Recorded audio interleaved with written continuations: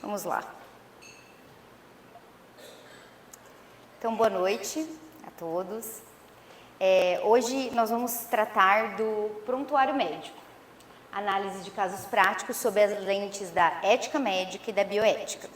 Eu vou me apresentar brevemente. Meu nome é Larissa Tomazelli, eu sou advogada especialista em direito médico e estou aqui representando o escritório Tomazelli Frasson, que eu, na verdade, sou cofundadora com a minha sócia Mariana Frasson e a Tatiane Scusiato também, que recentemente veio a integrar o nosso quadro de advogados.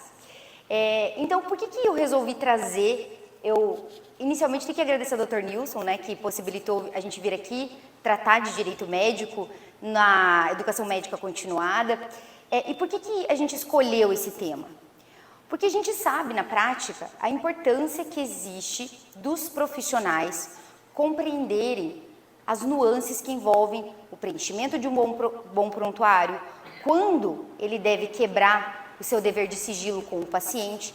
Então, o que eu resolvi fazer? Levando em consideração que vocês são médicos e estudantes de medicina, eu falei? Eu pensei assim, vou analisar o meu público, né? Porque normalmente quando a gente fala para advogado, fica se discutindo responsabilidade civil do médico, responsabilidade civil do hospital, e nuances de culpa, negligência, imprudência, imperícia, mas isso muitas vezes, frequentemente, ele não é um assunto de interesse do médico, né? Então eu trouxe casos práticos. Casos que na prática o médico muitas vezes se vê ali numa situação intrincada e eu quero trazer com vocês uma análise sobre qual é a conduta melhor a ser observada diante do Código de Ética Médica, diante das resoluções do Conselho Federal de Medicina, né? Uma abordagem assim, do ponto de vista legal propriamente, tá? Então, vamos passar, Mari, para o primeiro slide. Eu trouxe aqui a visão panorâmica da aula de hoje. Então, na primeira parte, eu vou trazer aspectos gerais do prontuário médico, tá? Uma visão panorâmica deste documento médico. Porque não tem como eu adentrar as questões propriamente práticas, sem antes eu comentar a parte teórica, tá? Então, eu compilei algumas questões mais importantes que eu gostaria de discutir com todos vocês, e aí a primeira parte vai ser isso, tá? Aí, eu elaborei, na verdade, 4 questões a respeito de prontuário médico, e aí até depois a Mari vai explicar direitinho como que faz para responder pelo aplicativo, daí eu peço para vocês responderem, e aí para a gente adentrar a segunda parte da aula, que seria os comentários das questões com exame das assertivas. Então eu quero comentando com vocês, assertiva por assertiva, por que está incorreta, por que está correta, por que a conduta do médico naquele caso está correta, tá? Então basicamente é isso que a gente vai fazer hoje. Pode passar, Mari. Então, o que é um prontuário médico? Começando pelo conceito. O prontuário médico, basicamente, é o documento mais importante elaborado pelo médico, tá? Ele tem uma importância legal e ética. Então, quando a gente fala do prontuário, há que se ter um cuidado minucioso para elaborá-lo. E o Conselho Federal de Medicina, ele traz na resolução 1638 de 2002 o conceito.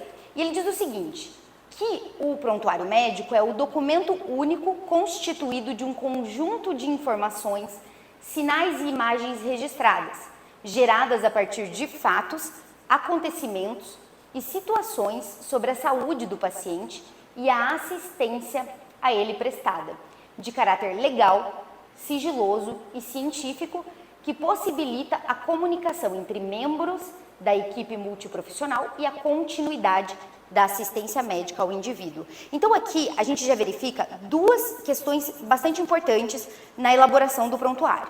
A primeira é a comunicação entre os profissionais, que pode ser entre os próprios profissionais médicos e entre eles e os outros de outras áreas. E além disso, também dar continuidade, possibilitar que a assistência médica àquele paciente seja continuada, caso eventualmente ele seja atendido por outro profissional, tá? Pode passar, Mari. Prontuário médico e o valor probatório. Aqui a gente entra no mérito do seguinte. A gente pode se questionar assim, será que o prontuário médico ele tem valor probatório? E aí, em um primeiro momento, vocês podem dizer assim, ah, Larissa, com certeza, porque eu já ouvi dizer que em processos ético-profissionais, em processos judiciais, o prontuário estava lá e comprovou-se que não houve culpa e tudo mais. Só que na nossa prática, o que a gente vê, o que a gente nota? A gente nota que a defesa do paciente sempre traz o seguinte argumento. Olha, o prontuário médico, ele tem que ser desconsiderado. Por que ele tem que ser desconsiderado? Porque ele foi feito unilateralmente pelo profissional. Então, se eu, Larissa, digamos que fosse médica, elaborasse o prontuário, e aí eu poderia, então, de repente, já que eu que estou elaborando, eu vou defender aqui, eu vou colocar de um jeito que fique melhor para mim. E, normalmente, a defesa de pacientes, ou o representante do paciente lá no PEP, eles trazem esse tipo de argumento, esse tipo de fundamento. E como que você refuta isso? Bom, em primeiro lugar, isso não invalida prontuário médico, tá? Isso é um argumento que cai por terra. Por quê? A gente não vai dizer que ele não é unilateral. O prontuário médico, ele é unilateral, tanto é que é o médico que é o seu autor. Mas por que isso não invalida? O fato dele ser unilateral não o invalida? Justamente pelo fato de que quando o médico elabora o prontuário, ele está cumprindo um dever ético profissional. Aliás, se ele não o fizer, aí sim ele pode incorrer numa infração ético profissional. Então, quando o advogado do paciente, enfim, a família do paciente vem e diz, isso aqui, juiz, isso aqui, excelência, não pode ser considerado porque esse médico, ele colocou da forma como era melhor para ele, a gente elide esse argumento dizendo, não é, tanto não é, ele é unilateral sim, mas tanto ele tem valor probatório, que o médico, de acordo com o Conselho Federal de Medicina e de acordo com o Código de Ética Médica, que também é uma regulação, também uma resolução do Conselho, ele agiu de uma maneira legítima, ética e legal. Então, por que é importante a gente se atentar à elaboração do prontuário? Porque ele tem um valor probante muito importante. De acordo só volta, Mari. Então, esse dever está no artigo 87 do Código de Ética e também na Resolução 1638 de 2002. Então, esse tipo de argumento não cola caso a gente esteja ali discutindo unilateralidade da autoria deste documento, ok? Passando para o próximo, o que pode tornar um prontuário médico inválido? E aqui eu falo tanto em um processo ético profissional, quanto em um processo administrativo, caso seja um servidor público, e também em um processo judicial. Não é a unilateralidade do documento, porque de sua natureza ele tem que ser unilateral, certo? Mas existem requisitos de validade do prontuário que, caso eles não estejam todos concomitantemente presentes, eles podem sim acarretar na invalidade do prontuário. Por isso que eu quis mencionar com vocês aqui para a gente se atentar. Porque acontece de, em eventual processo judicial, eventual PEP, juntar para prontuário médico, né? Então o médico agiu ali de uma forma escorreita do ponto de vista da técnica médica, todavia, faltando um desses requisitos, se o advogado da parte contrária conhece isso e prova que faltou um destes requisitos, ele pode ser invalidado. E aí a gente tem um problema maior, porque aí a gente vai ter que comprovar a inexistência da culpa ou, enfim, a observância do dever de cuidado, ela fica muito mais difícil de ser comprovada. Então, por quê? A gente tem que observar autenticidade, integridade e tempestividade. São esses três requisitos que devem ser observados pelo médico ao elaborar o seu prontuário médico. O que é a autenticidade? A autenticidade nada mais é do que o autor, o médico que prestou assistência para aquele paciente, é ele que vai preencher as informações a ele pertinentes, certo? Então, isso é a autenticidade. Além disso, é o médico o médico assistente registrar a parte que lhe cabe dentro da assistência daquele paciente. Então, autêntico, beleza. O que é a integridade? Um documento íntegro é aquele documento legível, aquele documento, se for um prontuário físico, né? Eu já vou falar sobre a diferença de prontuário eletrônico, prontuário físico e quais são os cuidados. Mas, caso seja preenchido manualmente, integridade está relacionada à legibilidade, está relacionado a você não deixar espaços em branco, você colocar numeração nas folhas. Isso é um documento íntegro, não ter rasuras, também é uma grande importância dentro da análise da validade do prontuário médico. E também a tempestividade. Eu já peguei na prática vários prontuários que não tinham a data, e isso é muito complicado, principalmente nos casos em que um médico passa plantão para o outro, porque pode gerar uma responsabilidade. Então, isso é uma das questões que eu gostaria que vocês mais se atentassem. Então, tempestividade está relacionado à data e à hora em que a assistência foi prestada ao paciente, ok? Pode passar, Mari. Aí, é isso, como eu disse para vocês, unilateralidade não invalida, prontuário médico tem valor probatório, mas desde que observe atentamente aqueles requisitos de validade. De acordo com o Conselho Federal de Medicina, os requisitos de elaboração do prontuário são estes. Como eu falei daquelas 3 características, isso é concluído a partir da leitura das resoluções do Conselho e do próprio Código de Ética. E a gente conclui que são aqueles 3 requisitos. O Conselho, através de resolução, ele coloca essas questões que têm que ser observadas.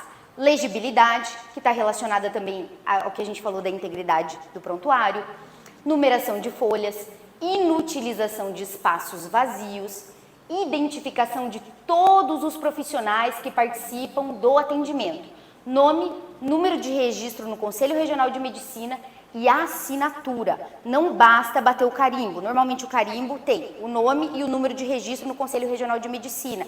Assinar. É importante assinar, tá? Registro fidedigno de todas as informações relacionadas ao paciente de forma cronológica, com datas e horários da anotação. Isso é bem pertinente. Quando você não coloca a data, quando falta a data, eventualmente, se houver um dano, se houver uma discussão acerca da assistência daquele paciente, invalida-se porque você não sabe em que momento que aquela terapêutica foi aplicada, em que momento que aquele diagnóstico, em que se chegou àquele diagnóstico, se foi você, se não foi, porque acaba ficando um vazio ali, né? Então é importante observar isso.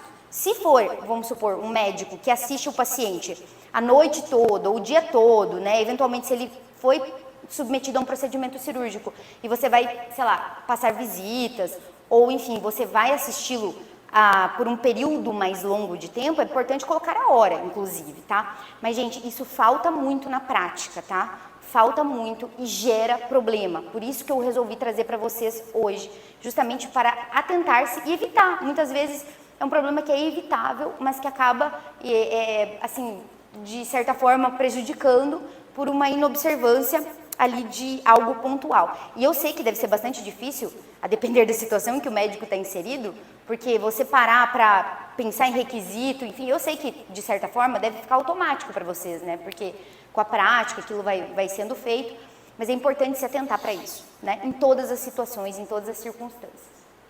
E a assinatura de todos os profissionais que realizaram, né? Lembrando que não basta carimbar, tem que assinar também. Pode passar, Mari.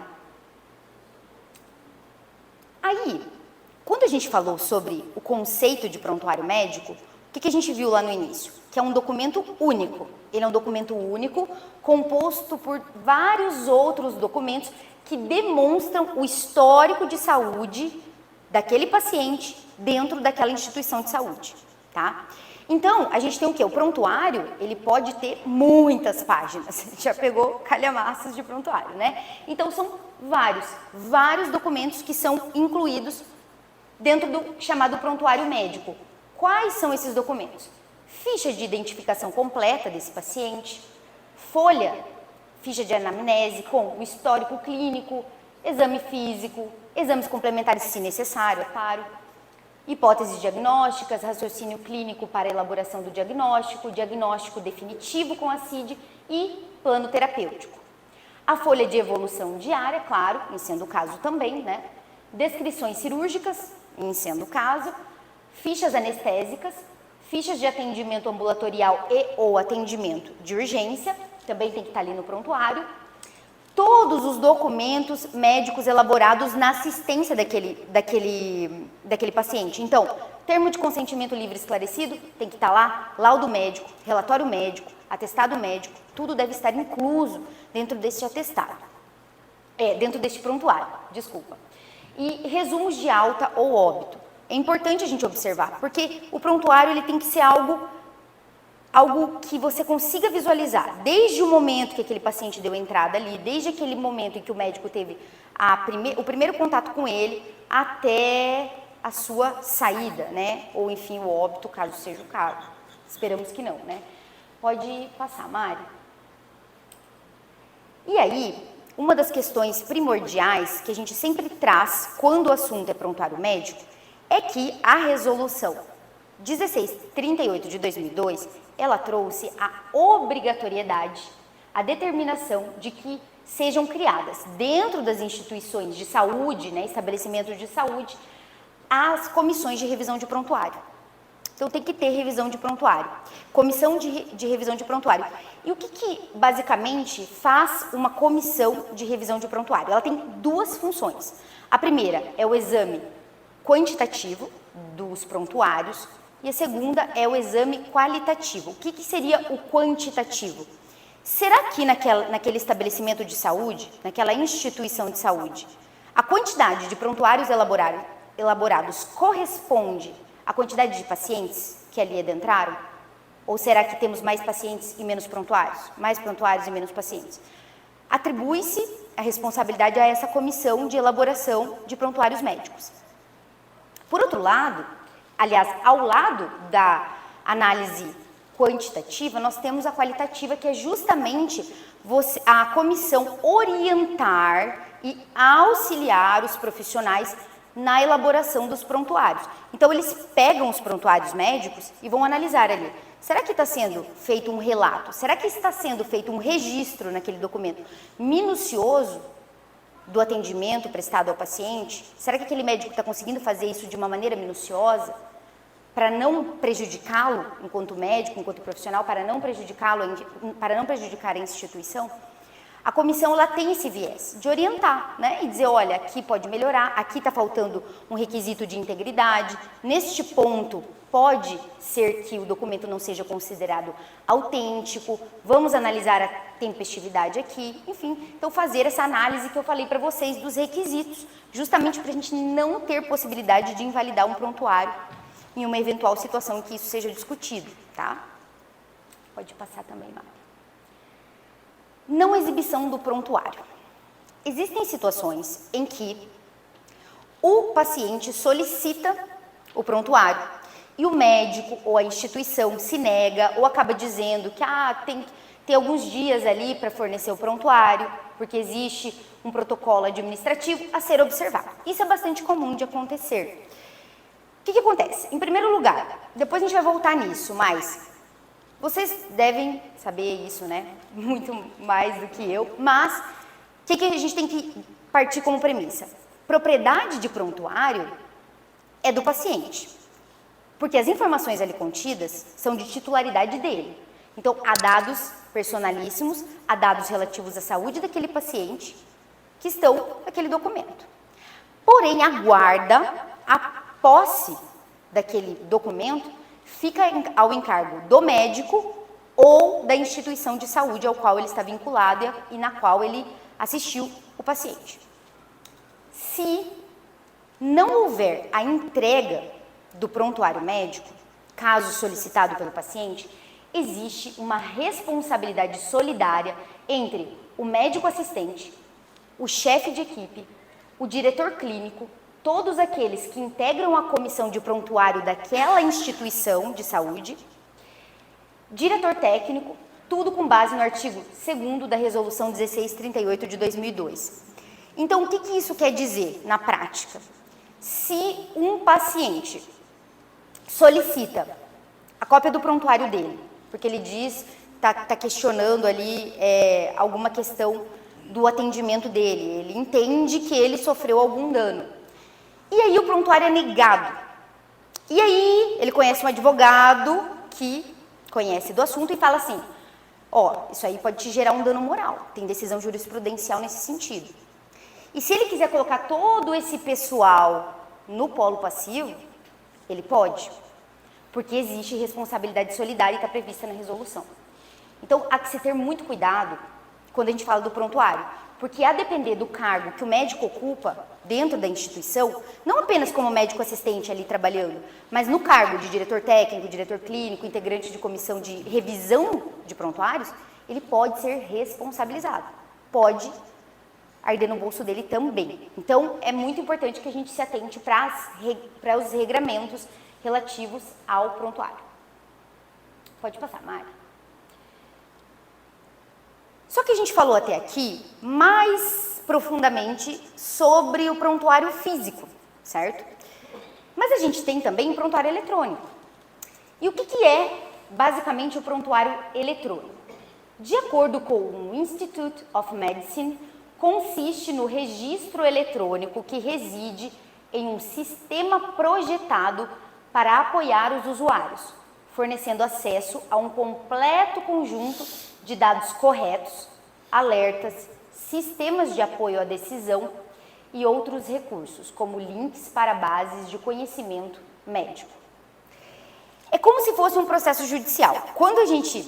eu trabalhei no fórum por muito tempo, eu era assessora de juiz de direito, e tinha aqueles processos enormes, né? Então, daí passou para o processo eletrônico. O processo eletrônico nada mais é do que aquele processo no sistema, podendo acessá-lo os advogados das partes, o juiz de direito responsável, competente por julgar aquela demanda, né? Analisar e julgar aquela demanda, o promotor de justiça, caso seja o caso dele intervir no caso. Então, basicamente, o prontuário eletrônico é isto. É nós desenvolvermos o histórico de saúde daquele paciente, né, os registros das assistências, dentro de um sistema que foi devidamente projetado para isso, né, para dar apoio àqueles que são usuários do sistema. Pode passar, Mari. Só que tem uma questão bem importante aqui, e isso gera muita dúvida, eu já recebi essas dúvidas de profissionais. Digitalizar prontuário físico não torna prontuário eletrônico. Digitalizar do prontuário físico não torna o prontuário eletrônico. O que acontece? Quando você digitaliza um prontuário físico, ele se torna uma cópia daquele prontuário. Porém, ele não é um prontuário eletrônico. E por que ele não é um prontuário eletrônico? Porque o prontuário, para ele ser eletrônico, de acordo com o Conselho Federal de Medicina, ele tem de estar digitalizado e assinado eletronicamente por um sistema de nível de garantia de segurança 2. O que é isso? Assinatura digital, certificação digital, token, né? Eu tenho meu token lá para assinar nos processos. É isso. Então, se você tem vamos supor que você tem ali vários prontuários físicos e agora você vai passar a utilizar com os outros pacientes, ou enfim, você entrou numa instituição ali que ela adota o prontuário eletrônico. E aí, esses prontuários anteriores, como é que faz com isso? Você pode guardá-los, só que isso pode ser dispendioso do ponto de vista financeiro, enfim, tem chance de deterioração, tem chance de extravio, isso é bem comum. Mas se você quiser, você pode o quê? Digitalizar estes prontuários, mas a simples digitalização não vai tornar eletrônico. Tem que assinar. Assinou com a assinatura criptografada, você confere a este documento aquele requisito, lembra dos 3? Autenticidade, tempestividade e integridade? Pois é, então você confere a autenticidade ao prontuário eletrônico, tá? Então, é isto.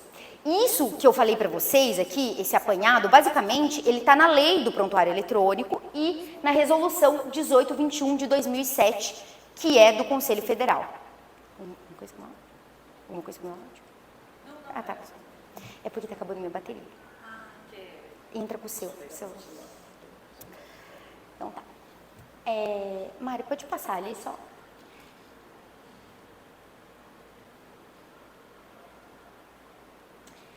Aí a gente tem vantagens de se utilizar o prontuário eletrônico, né? Como eu falei anteriormente, prontuário físico, depender do caso, você precisa de uma sala ali só para guardar toda aquela papelada.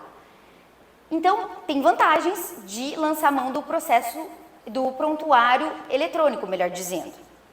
Primeiro ponto, evita deterioração, Evita-se a perda e a adulteração da história clínica, porque é muito mais difícil de alguém acessar ali aquele prontuário, né? Caso a instituição, caso o médico observe que apenas ele ou outro médico assistente que pode ter acesso àquele prontuário, né? Isso é importante de se observar. Evita a duplicação de prescrições terapêuticas e exames, né? Porque está tudo ali, está tudo uno. Então, o médico que vai assistir aquele paciente posteriormente, ele tem acesso a tudo aquilo que foi feito, né? Então, não vai ter tanto risco disso, né? De se duplicar terapias, fazer exame que não precisa, né? Mas reduz custos a um médio prazo, eu diria, e permite reunir as informações do paciente, identificando-o univocamente e preservando a sua identidade. Né? Então, tudo fica compilado ali, é muito mais fácil. Lembra no início, quando a gente falou do conceito de prontuário eletrônico, que a gente falou assim, olha, eu já falei assim, ó, desse conceito a gente já consegue ver que tem 2 objetivos primordiais. O que é? A comunicação entre os médicos ou entre eles e outros que assistem o paciente, que auxiliam no trato com aquele paciente, né? E também registrar todo o quadro de saúde dele. Então, justamente isso, ó, ele permite reunir todas essas informações. Por que hoje são poucas as instituições, os médicos que utilizam prontuário eletrônico, ou ainda eu posso dizer que há muitos que ainda utilizam prontuário físico? Porque você implementar prontuário eletrônico, e a depender da instituição de saúde, é um alto custo, isso gera um alto custo. Se for um hospital, por exemplo, você tem que instalar computadores em salas de cirurgia, todas as salas dos atendimentos, para todos os médicos que ali assistem os pacientes. Então, isso acaba gerando um custo bastante alto, além, claro, do custo do sistema propriamente. Podemos passar, Mari? Agora, um outro questionamento. A impressão da informação contida no documento eletrônico faz prova, tal qual o próprio documento eletrônico? Então, doutores, futuros doutores, imaginem a seguinte situação. Você tem ali seu prontuário eletrônico e você foi demandado, ou você sofreu um processo ético profissional. Aquele paciente, ele está dizendo assim, olha, o doutor fulano, ele não observou o dever de informação comigo. Então, assim, ele foi correto na técnica médica, ele é um bom médico, ok, mas ele não me informou certinho a respeito daquele procedimento cirúrgico ou a respeito daquela intervenção terapêutica que ele aplicou a mim. Não cumpriu. E eu sei que isso está previsto no Código de Ética Médica, é um dever dele, é um dever acessório, é um dever que orbita o dever de cuidado, que é o principal. Tá? Então, você foi demandado e ali a gente tem essa alegação. Aí você fala, Larissa, eu tenho o prontuário eletrônico e eu tenho o TCLE desse meu paciente. Ele assinou, eu cumpri meu dever informacional verbalmente, a ele expliquei certinho quais eram os prós, quais eram os contras, quais eram os riscos. Ele sabia, ele tinha ciência disso. No entanto, enfim, vamos agora ter que comprovar que isso foi efetivamente observado. Se eu pegar esse TCLE do prontuário eletrônico e imprimir ele, por exemplo, ele vai ter validade dentro de um PEP, dentro de um processo judicial?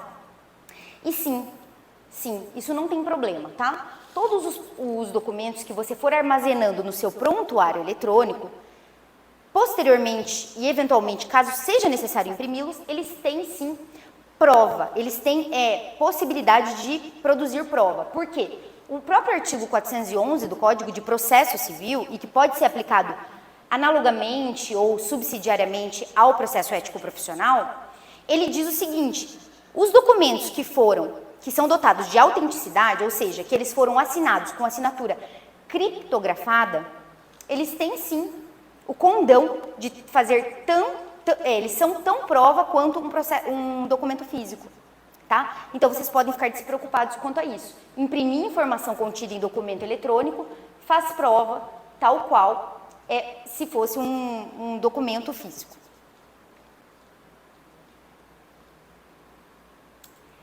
E aí, por fim, mas não menos importante, a gente tem que... Eu já falei sobre isso anteriormente, mas a gente volta neste ponto. A propriedade do prontuário é do paciente. né? Porque são dele, aliás, melhor dizendo, os dados registrados.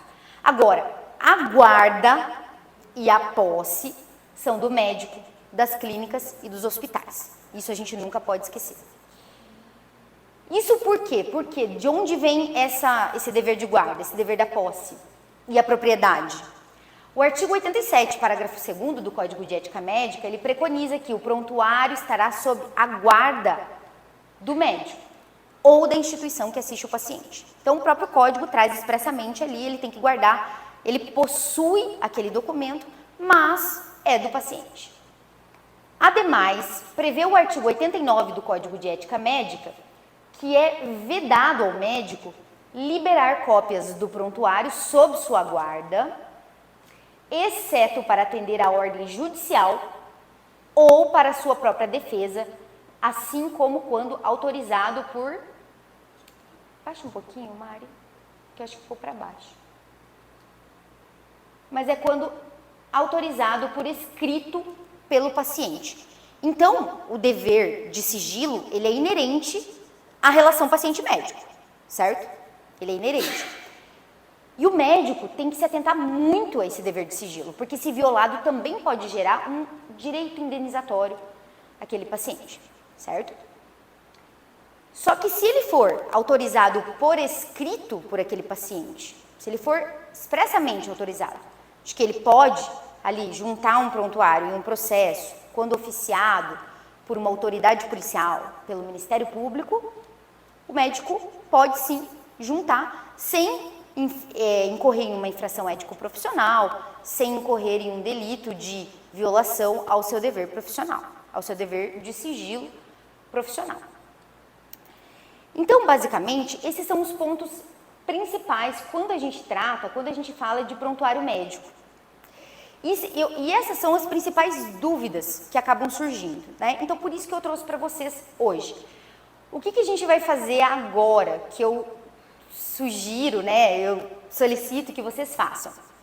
É, na verdade, uma prática, tá? Então, eu trouxe 4 questões relacionadas ali ao prontuário médico e eu gostaria que vocês respondessem elas. Porque depois a gente fará, então, a análise de cada uma das assertivas, examinando que conduta seria adequada, que conduta não seria adequada naquele caso, para a gente poder discutir, até mesmo vocês tirarem as eventuais dúvidas que surjam dali, das situações práticas. Eu tirei essas questões do Conselho Regional de Medicina, são questões do Conselho, na verdade é o CREMESP, Conselho Regional de Medicina de São Paulo, e os próprios profissionais levaram essas situações ao Conselho, e aquilo foi resolvido de acordo com a ética, de acordo com a bioética, enfim, de acordo com aquilo que se aplica, tá? Então, basicamente, Mari, você quer... Vocês conhecem um aplicativo chamado Socrativo? Quem é acadêmico, né, deve fazer uso dele. Então, vocês baixam um aplicativo, quem não tem. Sobre o que eu falei, vocês têm alguma dúvida? Sobre o que foi falado até agora? Doutor, por favor. Solicitado a cópia do prontuário quando é solicitada uma cópia do prontuário por uma autoridade judicial, uma intimação, como devemos proceder nesses casos? Perfeito, doutor. O doutor utilizou uma autoridade judicial, né? E aqui eu eu quero pontuar algo bem importante. Quando for ordem judicial, o médico acata, ele cumpre e ele junta aquilo que o juiz determinar. Então, se o juiz determinou cópia do prontuário, desde que você começou a assistir aquele paciente até o final, você junta. O que existe, doutor, uma discussão, é quando é autoridade policial e Ministério Público, tá? Porque o que acontece? Isso não é ordem judicial, né? E muitas vezes vem o promotor e diz que vai ser preso por desacato, desobediência, enfim, ou a própria autoridade policial. O que eu indico para os meus clientes, tá? O que eu indico para eles? Doutor, você foi acionado por quem? Pelo delegado de polícia ou pelo promotor. Então, doutor, você faça o seguinte, contacte imediatamente o seu paciente. Contate ele, tente um contato e peça a ele se ele te concede autorização para juntar, tá? Porque quando é em benefício do paciente não tem problema, não gera situações. O problema é quando é contra, porque às vezes é um processo que está rolando ali e estão querendo apurar a conduta do seu paciente. Aí nesse caso, o que eu digo para os clientes? Eu digo assim, ó, se o paciente disser que não, a gente elabora uma resposta ao ofício, a gente elabora uma resposta formal à autoridade policial ou à autoridade, né, do outro promotor, dizendo o seguinte, olha, eu não posso juntar a não ser por uma autorização expressa do meu paciente, porque eu estou vinculado a ele com o meu dever de sigilo, conforme preconiza o conselho que rege ali, que normatiza a minha profissão, pelo Código de Ética Médica. E aí, com base no que ele... a não ser por uma ordem judicial. Aí, o que é certo, o que é correto, que muitas vezes não acontece, mas é o certo. O promotor e a autoridade policial tem que entrar com pedido para o juiz. Aí o juiz determina. O juiz determinou, ok, não tenho mais obrigação, porque o código fala dever de sigilo até que seja autorizado pelo paciente ou ordem judicial. Ou previsão legal. Uma previsão legal, digamos que vem uma lei ali, excepcionalmente diga que em determinados casos o médico tem que abrir mão do sigilo, tá? Basicamente é isso, doutor.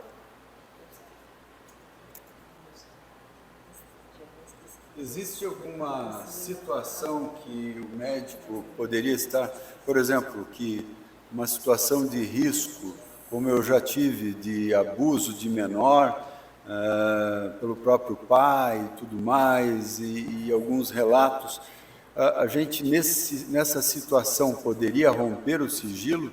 Sabe se isso é permitido, quando isso traz risco? Eu já tive confissões de crimes bárbaros e situações as mais inusitadas possíveis, mas tive situações em que eu tive que notificar o Ministério Público de um provável crime de abuso de menor provocado pelo pai, onde a mãe ela era incompetente mentalmente, né?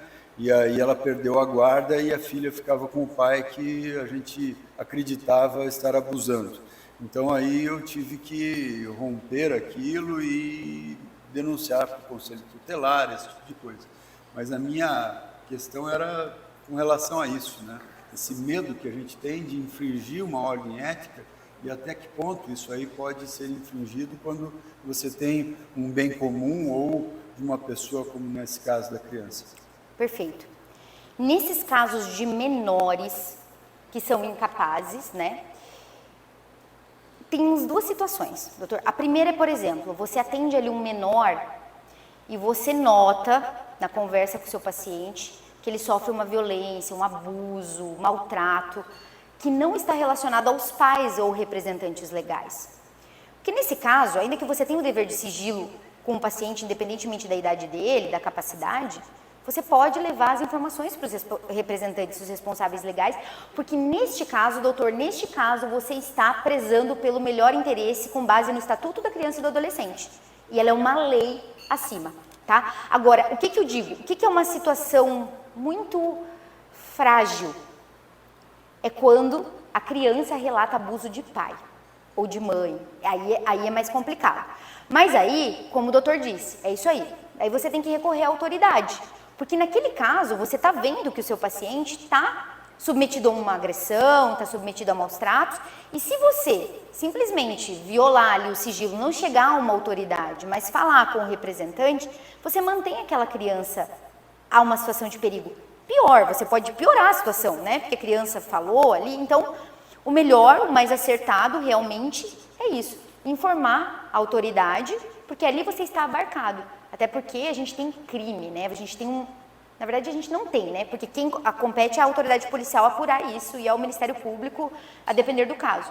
Mas você, como médico, pode sim estar abarcado por esta justa causa. Seria uma justa causa, em razão de legislação federal.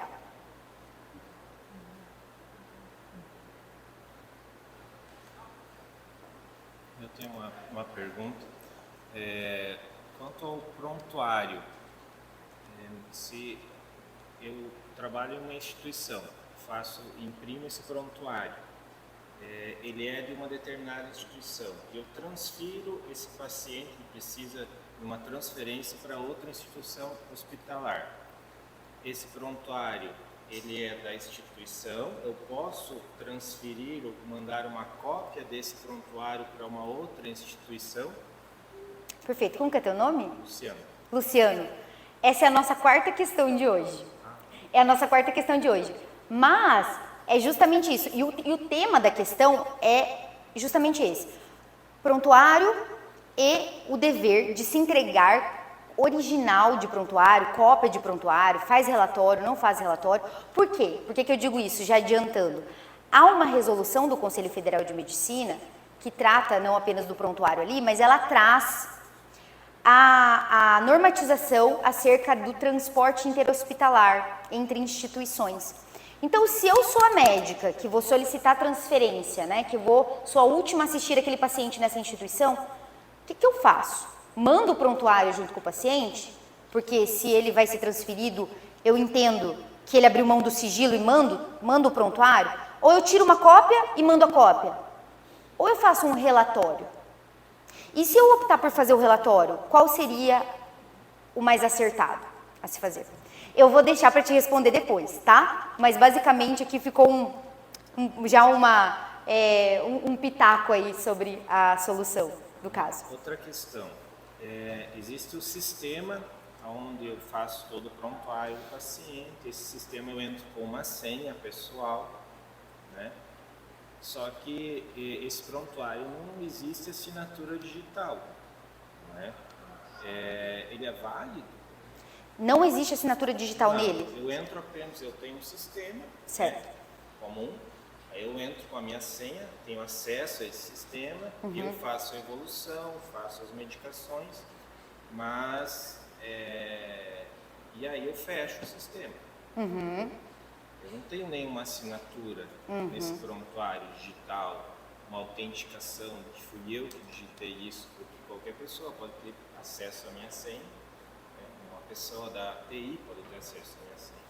Uma pessoa que está gravada no computador, que tem acesso ao mesmo computador, pode entrar com a minha senha. É válido esse prontuário? Olha, Luciano, aqui eu digo o que eu falo para os clientes também. Como eu falo assim, está registrado ali, certo? Está registrado. Então, assim, você teve um problema. Vamos supor que eu sou sua advogada, você foi demandada, e você fez esse registro aí que você relatou. Eu vou juntar esse prontuário normalmente, e vou dizer que você fez eletronicamente, bonitinho, não vou falar nada. Depende muito do advogado da outra parte, tem advogado que nem sabe disso. Então, se ele não impugnar, vai valer. Só que assim, se eu te disser o que o conselho exige, o que é o certo, se você fizer não vai dar erro, não vai ter problema, não tem margem, tem que assinar. E requisito de autenticidade é a assinatura do médico. Carimba na tela. Infelizmente, só que eu sei, gente, eu sei disso. Eu sei que muitas vezes a própria instituição, ela não fornece os meios para o médico cumprir aquilo. Tá errado? Não pode. Outra questão, Luciano, por exemplo, que você mencionou essa questão da senha. Isso é um problema, não pode. Quem tem que ter senha? O médico, você tem acesso ao prontuário. Vamos supor, teve um médico que atendeu o paciente anteriormente. Você vai fazer a evolução dele, certo? Você vai fazer a evolução. Quando você fez a evolução, assinou com eu não sei se eles dão uma senha, enfim, como que funciona na prática. Mas o correto é só médico assistente, só médico que viu o paciente ter a senha. Mais ninguém, né? E, claro, que a gente sabe que na prática acaba passando senha para outras pessoas, até profissional, de TI, e isso acaba gerando, claro, um natural perigo de ter alteração, de história clínica, enfim. Mas o que o conselho traz é isso. E eu te digo mais, o conselho ele faz uma exigência maior do que a exigência judicial, tá? Porque a exigência judicial ela não vai tão longe, com esse nível de garantia de segurança 2 que o conselho traz, enfim. Mas o conselho ele é bem rígido. E se for processo ético profissional, aí pior ainda. Porque aí é médico que está analisando lá e eles sabem muito bem essas normativas. Ou pelo menos espera-se que saibam, né? E aí pode ser um problema. Então você teria que assinar para ter autenticidade. Mas eu te digo, se o advogado da outra parte não souber que um dos requisitos do prontuário é a autenticidade, e ele vai ficar só falando da parte do técnica médica, negligência, imprudência, imperícia, pode passar. Mas eu falo, pro cliente eu sempre falo, o certo é isso, o conselho diz isso. Pra gente não ter margem de problema posteriormente. E se eu fizer imprimir esse prontuário, uma ficha de atendimento, digamos assim, aí eu assino, normalmente eu assino e peço para o paciente assinar o responsável. Se, o que já aconteceu, ele negar-se a assinar, eu não vou assinar isso que você escreveu, eu não vou assinar, e o responsável também legal fala, eu não vou assinar isso. E aí, o que eu faço? Isso é comum de acontecer. Eu já vi até alta pedido de se recusarem a assinar documento, porque normalmente o paciente fica, não vou assinar nada, não vou assinar nada, não vou assinar nada, né? Porque acha que tá, sei lá, dependendo de que se assinar aquilo lá, eu vou assumir a culpa, ele vai se isentar. Então o que você faz, Luciano? Situação de conflito com o paciente, não quis assinar, você tem lá o documento certinho, está tentando fazer certo, ele não quis assinar, você relata no prontuário, minuciosamente. Tal hora, tal dia, entrei em contato com o representante legal fulano de tal, entrei em contato com o paciente fulano de tal, recusou-se a assinar o documento tal. E aí você relata determinada situação, talvez, muitas vezes até de enfrentamento, né? Uma situação você pode relatar. Você fica maiormente acobertado. Se tiver livro de registro na instituição, algumas têm, outras não. Se tiver, eu oriento meus clientes a anotar lá. Anota a situação, vamos supor, uma questão muito pontual, assim, que sempre me perguntam. Larissa, eu tô atendendo aqui no plantão, tinha muita gente, tava assim, um paciente em cima do outro ali, e gerou uma confusão. Por quê? A família do paciente disse que estava demorando para atender, e aí vai morrer, e não sei o quê, o que eu faço?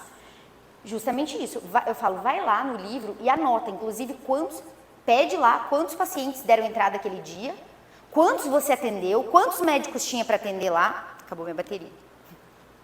Quantos médicos tinha para atender lá? E aí você fica maiormente acobertado. Porque assim, não tem como, Luciano, não tem como. Como que eu vou obrigar o cara a assinar? Não. Aí se ele não assina, mas aí a gente tem um processo judicial ou a gente tem um processo ético profissional, vou dizer, excelência, não. Ele não assinou porque não quis. O meu cliente registrou. O meu cliente disse aqui, ele não quis assinar, aconteceu isso. Já estava conflituosa a relação porque o próprio paciente não estava cumprindo com a obrigação que era dele ali naquele momento. Porque não só tem a obrigação do médico, tem a obrigação do paciente também, né? Então, isso tudo tem que estar devidamente registrado. Sim? Eu não sei onde que você tem que entrar. Depois a gente então. Tem alguma linha ali que você manda? Oi? Só pede para ele te mandar no WhatsApp. Tem mais perguntas?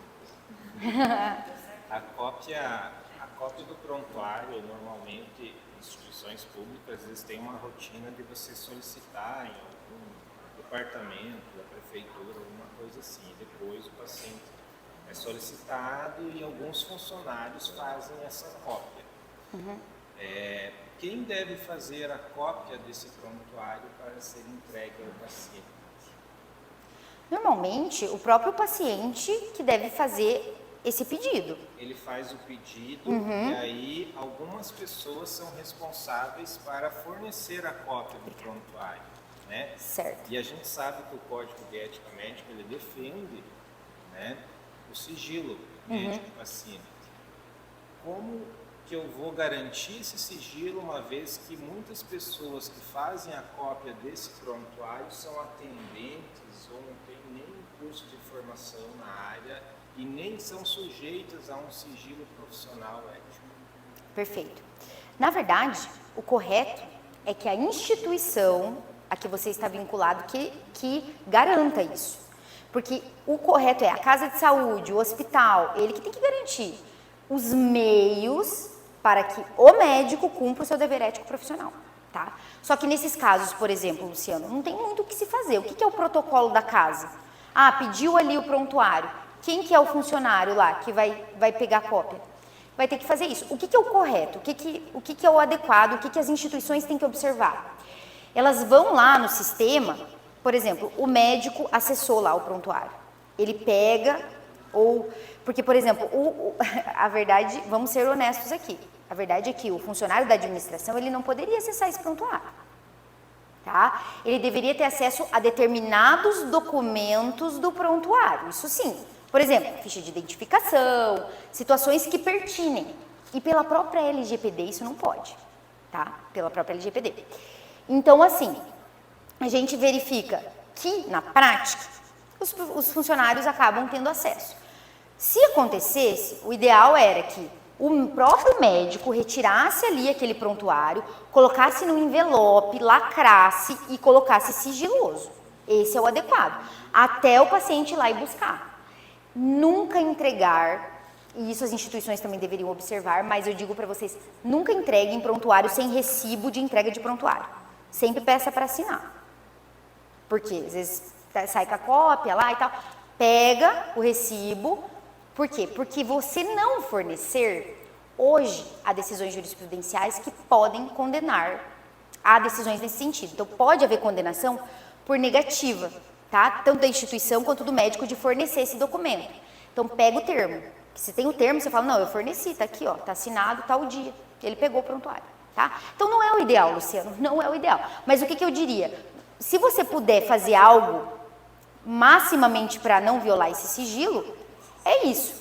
Um médico, porque assim, a instituição tem vários médicos por vezes, né? Tem vários ali.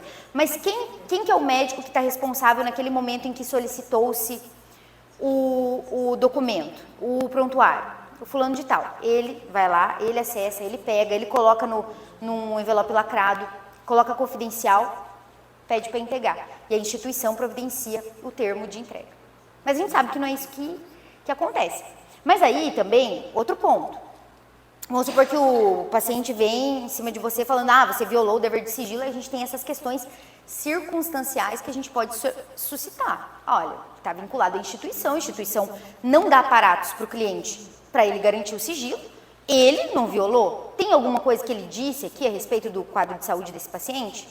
Não tem, não há provas nesse sentido. Se a instituição não deu instrumentos para o cliente, ele não tem como fazer mágica. Quanto eu atendo o paciente no consultório, aí eu imprimo a ficha de atendimento, ali eu coloco algumas medicações e essas medicações precisam ser realizadas nesse momento. Eu atendo 70 pacientes no período. E aonde faz a medicação fica a uns 50, 100 metros daqui. Eu não tenho habilidade para ir e voltar, chamar o paciente. Vai chegar ao final do dia, né? Cadê o médico? Eu entrego a ficha de atendimento para ele e ele senta lá na cadeira e tira uma foto da ficha de atendimento, manda para seus familiares ou posta no Facebook. Como eu devo me proteger disso? Ele está certo ou não de tirar a foto que teoricamente o prontuário é dele? Ele pode fazer isso? Ele pode fazer isso, na verdade, se ele fizer isso, ele está abrindo mão do sigilo médico dele, isso é um ponto, tá? Porque são informações dele, só que ele pode publicar algo, ele pode levar ao conhecimento do público desde que ele não infrinja a tua esfera de direitos. Então, se, por exemplo, em alguma situação ali, como eu falo, no sigilo você não vai ter problema, porque foi ele mesmo que tirou foto e foi ele que mandou ali para os familiares e tal, então ele abriu mão, certo? Não foi você, não vazou do grupo de médicos, não vazou de outra situação. Quanto ao sigilo, estamos ok. Mas você pode sim, caso ele utilize, por exemplo, aquela ficha, aquele medicamento, que a sua prescrição terapêutica, vamos supor que ele faça um questionamento da sua conduta médica, que ele ridicularize a sua conduta médica, é possível que você ingresse com uma ação contra ele, porque aí a gente já está entrando no outro aspecto, que é a sua imagem, a sua honra enquanto profissional. Ele não pode fazer isso. Ou ele por exemplo, se ele está, então, ridicularizando a sua conduta, como ele está fazendo isso sem um devido processo legal, sem um processo ético profissional? Ele não pode, né? E ainda que tenha esse processo, ele não pode ele mesmo chegar falando para todo mundo, em Facebook, aquele médico é isso ou assado, entendeu? Então, a gente tem duas coisas aí, Luciano. A primeira, sigilo, ele abriu mão do sigilo. O que não pode é, por exemplo, em alguns casos, que venha público, por exemplo, o médico, sei lá, uma pessoa pública, né? Sei lá, uma pessoa famosa. que tem um suposto dano. Vocês sabem que a mídia é o pior tribunal que existe, né? Eles já condenam a pessoa sem nem ter sindicância, sem nem ter nada. Então, muitas vezes, o que acontece? Que tem que cuidar, que a gente sempre pontua também para clientes. Olha, calma. Não leve informação de prontuário para mídia, para discutir, porque tem ambiente para isso, porque senão você incorre em violação. Aí sim, é uma violação pública, aí complica, né? O conselho vai ter imagem, vídeo, enfim. Mas, então, o sigilo, ele abriu mão. Agora, se você pode fazer algo, se ele infringir a tua honra, a tua imagem, a tua conduta enquanto profissional, você pode agir em face dele. A gente só precisa avaliar quais foram as circunstâncias fáticas em que estava inserida essa questão, para a gente analisar a pertinência de uma eventual ação inibitória. Por exemplo, uma inibitória é para evitar que se façam novas publicações. A gente pode entrar com uma ação, ingressar com uma ação para que ele retire as anteriores publicações. Ou ainda a gente pode ingressar com uma indenização por dano moral, ou cumulado. Aí depende do caso, né? Tem que ser avaliado por advogado. Uma pergunta também assim, antes da gente ter essa proteção de dados e tudo, essas empresas especializadas em prontuário médico, né? Esse armazenamento a cargo da empresa que a gente contrata, antes disso existiam os prontuários digitalizados, que a gente comprava um sistema e usava e ficava assim, a gente que cuidava, a gente que armazenava dentro do próprio consultório, dos computadores e tudo. E aí eu tive uma questão que eu tinha um prontuário junto até com um colega meu e 10 anos de prontuário a gente foi hackeado.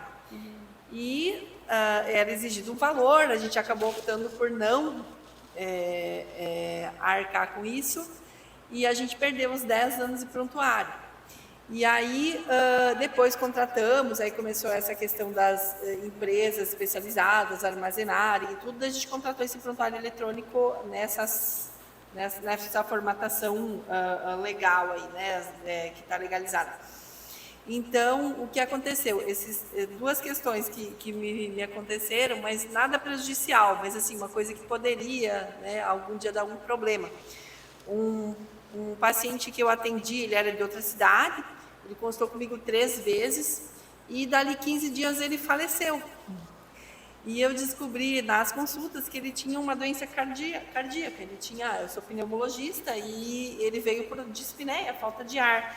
E aí eu descobri que ele tinha uma doença cardíaca importante, ainda nunca tinha sido diagnosticado. Ele tinha uma insuficiência cardíaca, uma valvulopatia. E eu encaminhei para o cirurgião, só que assim, era aquele paciente que precisava ir particular, que dependia dele ir atrás, né? Acabou, encaminhei com urgência, etc. Ele alegou que iria, mas não deu tempo, digamos assim, né? E aí ele não estava descompensado tão descompensado a ponto de ter que internar, então ele poderia ir pelas vias da cidade dele, se ele quisesse pelo SUS, ele teria que procurar um meio, ou se não ir particular. E aí ele faleceu, isso há uns 4 anos atrás, 5 mais ou menos. E ele, agora, há uns 2 meses, 3 meses atrás, a esposa pediu o prontuário do paciente. E aí explicamos que a gente não tinha mais o prontuário, porque nós tínhamos sido hackeados, tinha tido um boletim de ocorrência, né, relatando o que tinha acontecido. Meu colega foi até a delegacia, fez o boletim. E aí eu disse... Não, antes disso também, outra coisa foi que o advogado pediu o prontuário. E eu disse assim para minha secretária informar que eu poderia estar dando informações de prontuário para a esposa ou filhos, que são os parentes de primeiro grau, né? E não para o advogado. E aí depois a esposa ligou e explicou a situação. Ela disse que queria apenas assim um relato do que tinha acontecido com o esposo para ver se ela conseguiria uma aposentadoria, um benefício, né? E aí eu pedi para ela me trazer o que ela tinha em casa, de receitas, de relatórios, etc, tudo, encaminhamentos, e ela me trouxe. E aí eu lembrava muito bem do caso. E aí eu pude fazer um relatório do caso do paciente. Então isso não me gerou problema nenhum. Mas se fosse alguma coisa que eles estivessem me acusando, aí eu queria ver o que iria acontecer. Eu teria uma defesa que seria o prontuário hackeado. Eu não quis pagar o valor alto que eles estavam pedindo na época, então tinha essa minha defesa. Então gerou duas situações. Uma que o advogado, é sempre o advogado que pede, né? Ele liga lá no consultório, pede, impõe, assim, que a gente forneça o prontuário, a gente já corta as asinhas, né? E já diz, não, a gente vai fornecer familiar, né? Ou para o paciente, né? Ou para... E aí, depois vem o paciente, né? Ele sempre vem, claro, eles aparecem. E aí gerou essa questão que ficou uma coisa tranquila de eu resolver. Mas se fosse uma outra questão, como que eu iria proceder? O que iria acontecer, né? Certo. Primeiro ponto, doutora, como é seu nome? Fabiane. Fabiane. Primeiro ponto, advogado que bate na portinha do consultório, da clínica, comum. Só que, para o advogado poder, existe a possibilidade dele acessar o prontuário, tá? Mas, se ele tiver procuração com poderes específicos com firma reconhecida do paciente, tá? É importante isso. O médico deve analisar isso. Se for uma procuração normal, com poderes gerais, como a gente diz, não cabe fornecimento, porque aquilo não excepciona o dever de sigilo do médico, tá? Primeiro ponto. Então, chegou ali, nem procuração tem, né? Só fala que é advogado do fulano. Não, sem chance de fornecer prontuário nesses casos, tá? Segundo ponto que a doutora relatou, fui hackeada.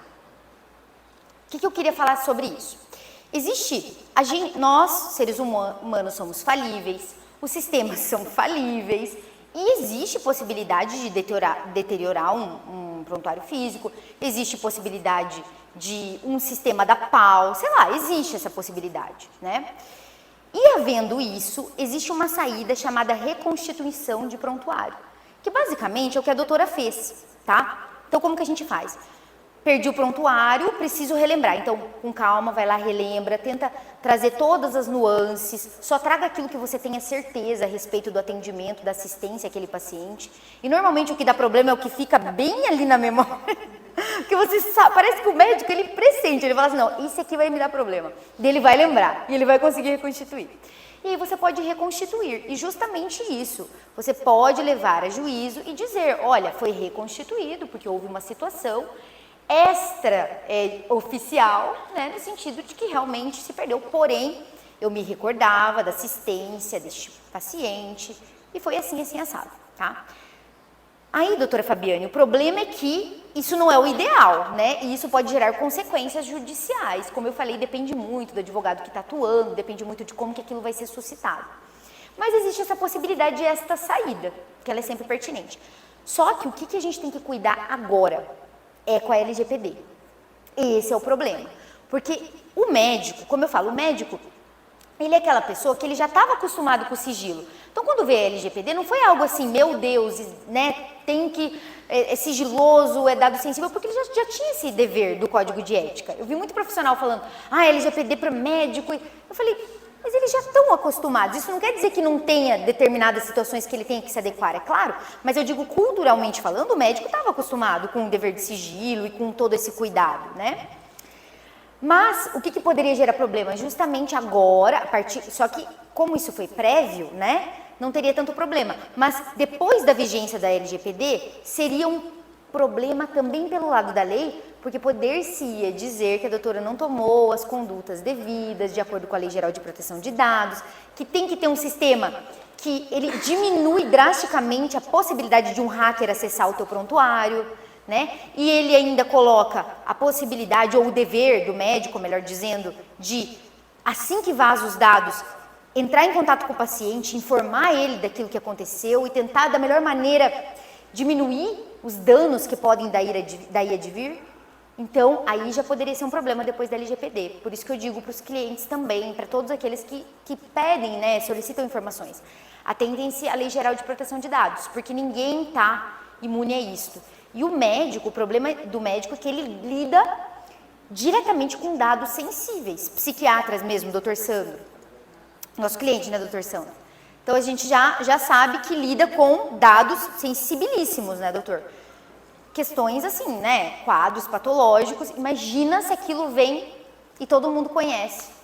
numa cidade como Toledo, por exemplo, que todo mundo sabe, ou pelo menos sabe quem é quem aqui, e é um problema, né? E aí gera problema. Então, não só pelo dever de sigilo, e o dever ético, né, de resguardar o prontuário, mas também pela LGPD, daí seria um problema. Mas nesse caso, como era anterior, como eu falei, essa reconstituição acabou sendo aqui. Deu tudo certo. Deu tudo Assim, certo. sabe, tudo bem. Porque eu realmente lembrava muito bem do caso. Era um caso que eu soube que ele tinha falecido e isso me marcou, assim, fiquei pensando, poxa, olha só, não deu tempo dele fazer uma cirurgia cardíaca, não deu tempo de... né? E um complicador era isso, ele era de outra cidade, ele não tinha um convênio, ele precisava, não tem condições de particular, então vai ter que ir pelo SUS, então depende de toda essa sistemática, né? Agora falando, eu lembrei também de uma outra situação que eu passei e que também terminou super amigavelmente, assim, mas eu aprendi com essa, assim, foi uma lição para mim. Eu atendi um paciente muito querido, assim, e esposa também, me dava muito bem com ela, e ele ficou muito tempo internado e ele tinha uma doença, ele tinha imunodeficiência adquirida, né? E ele tinha um fungo pulmonar.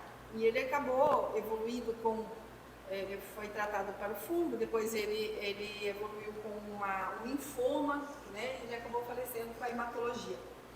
Ele ficou internado nos meus cuidados uns 60 dias, mais ou menos. Depois continuou internado com a hematologia por causa do linfoma. Aí, ele era funcionário público e ele me pediu atestado para ele apresentar lá no RH, né, da prefeitura onde ele trabalhava e tal. E aí eu coloquei o CID real, o CID dele mesmo, do diagnóstico de deficiência adquirida, e coloquei eu também E depois, quando ele faleceu e tudo, a esposa dele me ligou e falou, olha, Fabiana, eu fiquei chateada com você. Eu falei, nossa, o que aconteceu? Ela falou, olha, eu fui ver aqui nos papéis aqui do meu marido, fui ajeitar as coisas dele, tudo, e eu vi aqui que você tinha colocado o CID de imunodeficiência adquirida no atestado dele. E a gente não queria que ninguém soubesse. E aí ela falou, olha, e eu sei que assim, isso poderia dar problema para você, ela me disse.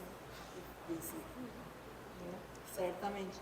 Porque assim, a meu ver, assim, eu estava ajudando o paciente, eu estava colocando o CID da doença dele, para justificar todo aquele afastamento de meses sem trabalhar. Para mim era uma obrigação, aparentemente. Eu não me atentei assim porque para mim era só o CID, eu não escrevi o que ele tinha, só coloquei o código. Só que o código, você puxa no Google, todo mundo tem acesso, né? E ela tinha razão, todo mundo poderia ter acesso àquele diagnóstico que ele tinha. Então, algumas pessoas, porventura, poderiam ter descoberto o que ele tinha. E ela ficou chateada por causa disso, porque era uma cidade menor, e daí iam ficar falando, denegrindo, digamos assim, a imagem dele, por algum motivo. E aí, e ela disse no final assim, Fabiane, mas como eu gosto muito de você, e você tratou muito bem meu marido, eles eram separados na verdade, mas ela que cuidou dele até o fim. Aí ela disse, como eu gosto muito de você, a nossa relação foi muito boa e tudo, eu não vou fazer nada, sabe? Eu falei, nossa, me desculpa, né? Falei, olha, desculpa, eu não quis denegrir nunca, jamais a imagem dele, mas isso vai me servir de lição, disse pra ela. E isso já faz uns 4 anos. Tudo bem, por enquanto. Então, assim, foi uma lição pra mim, sabe? Então, assim, nunca mais eu vou colocar esse CID. E isso que eu deveria já me atentar para isso. Mas, assim, foi uma coisa assim que, como eu falei, a minha intenção era justificar plenamente porque o paciente estava sem trabalhar tanto tempo. Como eu ia esconder uma simples micose, ia deixar o paciente tanto tempo sem trabalhar. Né? Perfeito. Doutora, 2 pontos que eu queria ressaltar do que você relatou. O primeiro você disse assim, ela falou para mim, eu sei que você poderia ter problema com isso, mas eu não vou levar à frente porque eu gosto de você, gostei de você, gostei da forma como você tratou meu marido. Aí é um ponto que eu sempre digo, o médico tem que tentar, da melhor maneira possível, sempre manter uma relação de confiança, tranquila com o paciente, com o familiar de paciente, porque isso evita muito conflito lá na frente e eventual situaçãozinha que acaba talvez passando, que não, talvez gera uma infração ética. Isso salva muitas vezes o nome, salva você de passar ali anos se preocupando com o processo, se preocupando com se isso vai vir à tona, cidade pequena as pessoas falam, né? Então, a relação com o paciente, ela tem que, da melhor maneira possível, tentar ser, assim, de confiança mesmo. Melhorar sempre a comunicação, sempre a comunicação. Comunicar-se bem, transparente, claro, objetivo, adequado à escolaridade, ao conhecimento daquele paciente. Então, isso foi um ponto-chave ali do teu relato, que eu falei, isso é muito bom, isso é 10. Com relação ao CID, ao colocar o CID, parece paradoxal mesmo, porque os clientes também sempre falam, mas Larissa, mas lá na empresa ele vai ter problema se eu não colocar o CID, que eles vão questionar, de repente pode ser um negócio, não é tão grave assim, mas não pode. O que eu digo sempre? Se o paciente, doutora, isso aqui é uma solução bem básica para você. Se você pergunte para o seu paciente assim, fulano, você quer que o CID conste no seu atestado? Se ele disser que sim, o que você vai colocar? Expresso no atestado. Ele vai colocar, eu, fulano de tal, na data tal, autorizo a médica tal a colocar o CID no atestado. Ele assina e aí você coloca. Você tem no próprio documento, junta no prontuário. Ele abriu mão do sigilo, expressamente. O Código de Ética diz o quê? Abre-se mão do sigilo em justa causa ou expressa a autorização do paciente. Você está abarcado. E daí você, se ele precisar lá na empresa, enfim, ele abriu mão, tá? Mas se ele não quiser abrir mão, e daí você, e aí você evita isso, já sei se ele quer ou não, né? Mas o ideal é não colocar CID, não. Até porque isso gera muita questão também trabalhista, e tem empresa que acaba querendo exigir questões que, por vezes, vão colocar em xeque o médico, mas eu sempre digo também, não posso, eu tenho um dever de sigilo aqui e, infelizmente, estas questões trabalhistas, quem resolve é empresa e empregado, eu não posso me imiscuir nisso. Tá? Mais algum ponto?